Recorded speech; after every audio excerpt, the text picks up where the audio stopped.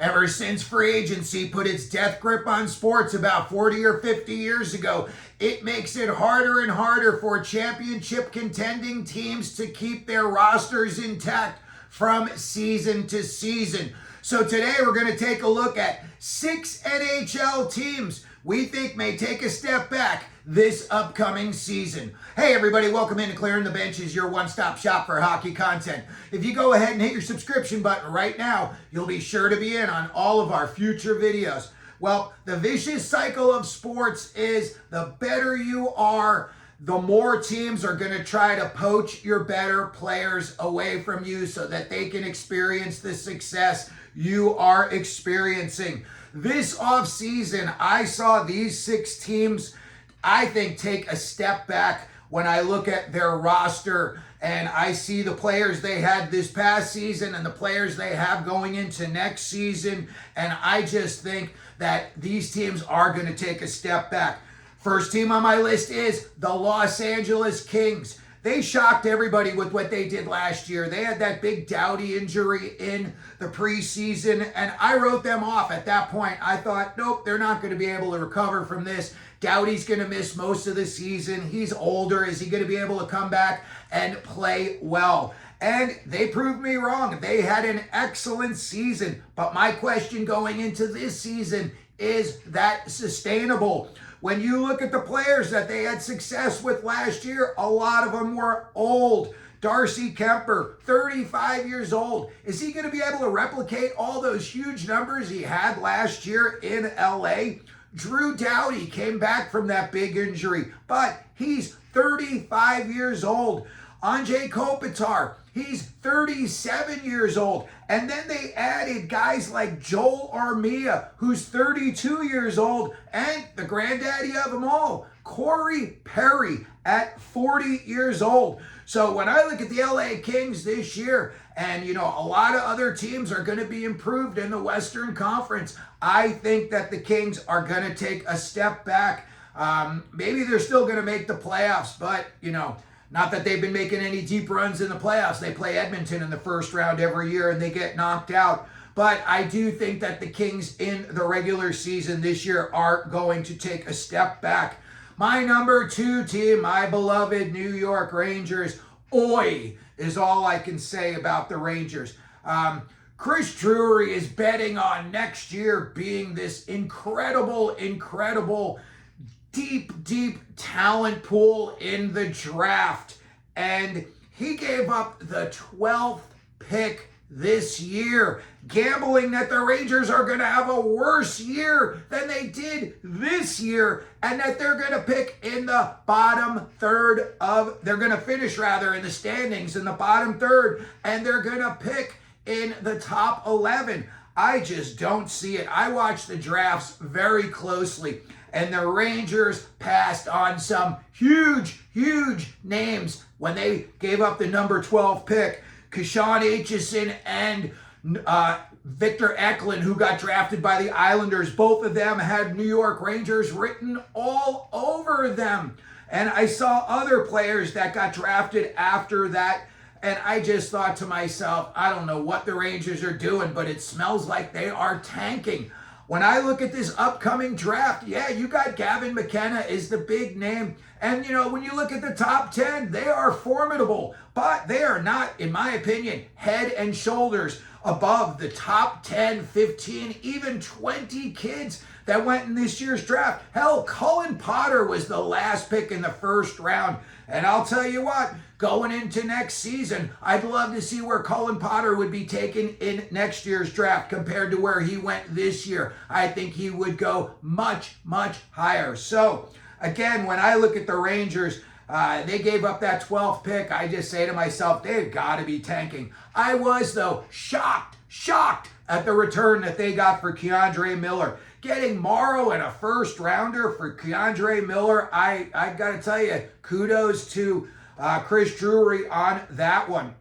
However, where this team is stale, and I mean stale, is you still have Panarin, Zibanejad, Trocheck. Now you bought JT Miller back. He looked like he was the best guy on the Rangers last year in the time that he was back.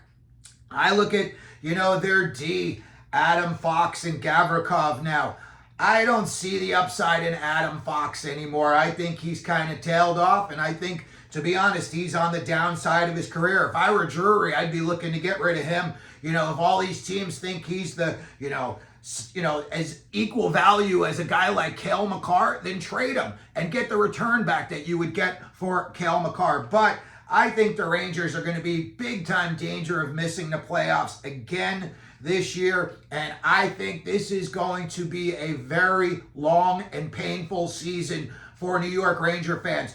The biggest upside that I have is I'm going to be watching the guys on the fourth line that I love, Rempe, Edstrom, Sam Carrick. But I'm also very excited to see what guys like Will Cooley, Brennan Othman, and Gabe Perreault are going to be able to do at the NHL level. But in the big picture, I think the Rangers take a step back. I don't think they're going to be finishing in the bottom 11 of the league, but they're definitely, in my opinion, going to miss the playoffs again. Number 3 on our list, hold down the fort, the Edmonton Oilers. When I look at their lineup right now, I see 3 guys, and you know those 3 guys, okay? McDavid, Draisaitl, and Hyman, okay? On the back end, Nurse, 30 years old, showed in, the finals. He ain't, Bobby Orr back there, that's for sure. Ekholm, I know he was coming off an injury, but he looked horrible in the time that he played last year in the playoffs, and he is 35 years old. So there's no telling, if he's going to come back and be better than he was, same as he was, or if he's going to take a step back. I know that they made the big Isaac Howard, Sam O'Reilly deal, and I know that last year they got Matthew Savoy, but those 2 kids are going to be thrown right into the fire this year. And if they don't hit and they don't, blow up and, play the same way that they were playing in college and juniors at the NHL level, then I think Edmonton is definitely in danger of taking a step back. When I look at the guys that they lost playoff players. They lost heavy playing players, guys that muck it up, guys that go in the corner, guys that get in fights after the whistle, guys that stir it up. And when you lost Arvidsson, Kane, and Perry, look, I know that none of those guys, Perry had the best playoff of all of those 3. But in the past, Kane, he's a very heavy player. Arvidsson, he's a pain in the neck. He's pesky. He's going to piss you off after the whistle, and he may draw a penalty. So when I saw Edmonton lost those guys, and then again, when I looked at their lineup, they've got a lot of middle-of-the-pack guys. That 3rd and 4th line, they're not making any other teams nervous. That's for sure. And again, they've got to pray that Isaac Howard and Matthew Savoy hit it like they're supposed to hit it, because if not, after this next season, and if, Ekholm were to retire and any other guys were to move on, then you would really have to look at the Oilers and say, where are they going in the future? I still don't like their goaltending. When you look at the 2 big names on the back end for them, it's Nurse and Bouchard. Nurse, again, he didn't have the greatest playoffs. Bouchard, he just got paid. But to me, too many slashes after the whistle. And I don't know, there's something about him just doesn't rub me right. I just don't think he's a guy that's going to be, maybe he's going to play on a championship team in the future, but I don't think he's going to be the reason a team wins the championship. Number 4 on our list, the Colorado Avalanche are taking a step back this year. The first thing I think of when I look at the Avalanche is somehow they went from Mikko Rantanen to now you have Brock Nelson. That is a huge drop-off, in my opinion. And when I look at their lineup, another lineup that is older, and I just see the other teams that they're going to be playing against, not only in their division, but their conference. Some of those teams are getting better and hungrier. And again, you look at Brock Nelson, they're paying him $7.5 million. What's he going to bring you? 50, 60 points? Maybe he's going to be a good 2-way, checking guy that you can throw out there against another team's big lineup. But you look, Landeskog looked okay when he played. He's 32, though. He's coming off a 2-year absence. That is a long time to be gone and then come back. And, maybe after this offseason, he'll start off, better than I expect. That's at the least. I don't know. I would say Landeskog could be this year in the 35 to 45 point range, and he may be dropping down on the depth chart. When I look at their other guys, the big name guys on their team, it's not really scary. Marty Necas, he didn't scare anybody. Val Nichushkin. Look, when those guys get hot, yeah, they're good players, but the problem is they don't stay hot long enough that they're going to make a big enough difference for Colorado. When I look at what they've got on the back end, my opinion, they're weak after Cale Makar. You look at guys like Gerard. They bought in Brett Burns. He's 40 years old. Manson's 33. Manson, to me, he's taken a step back the last couple of seasons. I know, he's had some big plays where he's jumped into the play offensively and made a splash. But as far as the overall picture on the back end, after Cale Makar, Taves is okay. I'll give him that. But these three here, big time question marks. And again, when you look at the speed of the players that they're going to be playing against, just in the Central, and they're going to be playing against Utah with Cooley, Gunther, Peterka, Keller. They're going to be playing against St. Louis, and they've got guys who can wheel now. They're going to be playing against Minnesota. You got Kaprizov, and you've got guys like Boldy. I don't know. Colorado, to me, I think could be in trouble. I like Bednar as a coach, but, the way the playoffs are set up and just the roll of the dice, he hasn't been able to get it done. And I think this year they're even going to take another step back. Number 5 on our list, the Washington Capitals. Look, last year they came out of nowhere and they surprised everybody. I don't think anybody went to Vegas before last year and said, yeah, give me a bunch of money down that the Caps are going to be the best team during the regular season. Just like the Los Angeles Kings, the question I'm asking, is it sustainable?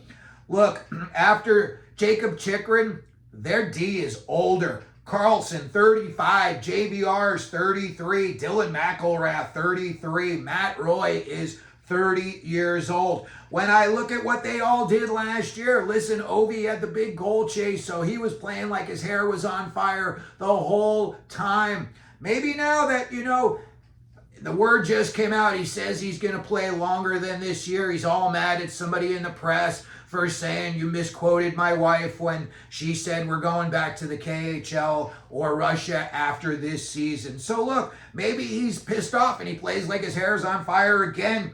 And he has 40 goals. Let's put Ovi down for 40 goals this year. I look at the other guys and I wonder, can they repeat the year that they had this year? And my first question is Pierre-Luc Dubois, PL as he likes to be called now. He had a great year last year, in my opinion. He proved me wrong. I think he proved everybody wrong. I'm sure the Kings were the most surprised team out there that he was able to play to the level that he did last year.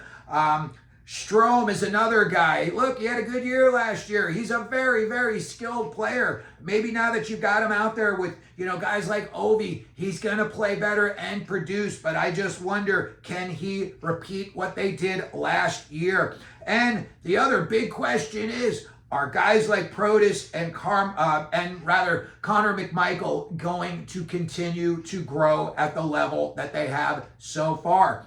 If so, I see the Caps having an excellent season, but can all of those guys repeat what they did last year? I don't think so. I think the Caps, maybe they're still going to be in the running in the Metro to win the division, but when I look at them as a whole, repeating what they did last year is going to be very, very difficult. And again, there's going to be some hungry teams out there that want to try to surpass them and show they are a better organization. So we've got the Caps at number 5 on our list. And the last team we've got on our list at number 6, the Minnesota Wild.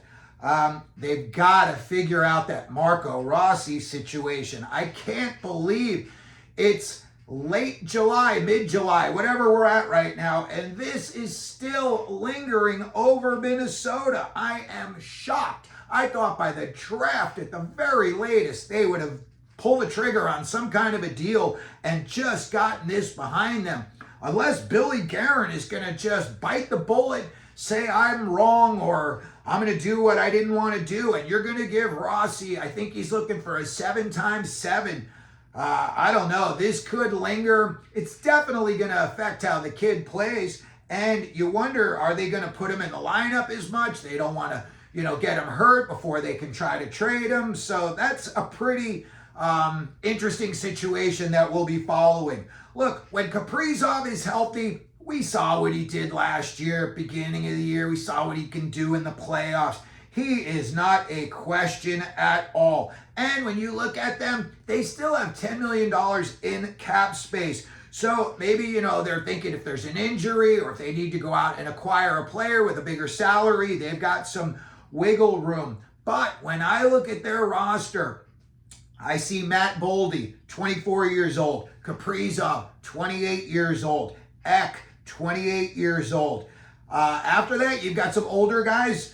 Zuccarello's 37, Tarasenko 33. I'm not really sure why they bought him in. Marcus Foligno 33, Hartman 30, and Marcus Johansson is 34 years old. So, you got a lot of young guys and you got a lot of old guys when you look at the forwards. When I look at their D, you got some aging guys on D as well. Spurgeon, 35 years old. Bogosian, 35 years old. And you've got Brodin, 32 years old, on IR. So again, I look at Minnesota and I see other teams like St. Louis, who had a big second half last year after Montgomery was there, and I saw what they were able to do in the playoffs. I see what Utah did this offseason. They're going to be going for it this season. I think that Minnesota, they're going to take a step back. I think Utah and St. Louis are both going to finish ahead of them in the standings.